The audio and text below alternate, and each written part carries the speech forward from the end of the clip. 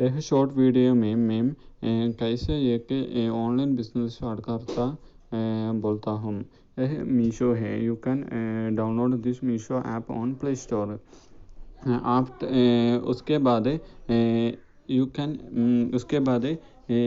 can see I have an option to select my categories. Click there.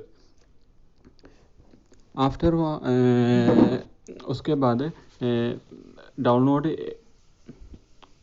Download चाहिए, any product का image download चाहिए। After download image then copy उसके description by single click here. Then go to after copy the description, go to marketplace of Facebook. Then उसके बाद you can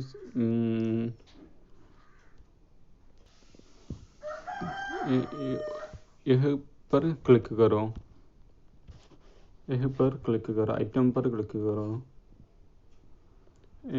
इसका form तुमको fill सकता हूँ about your product.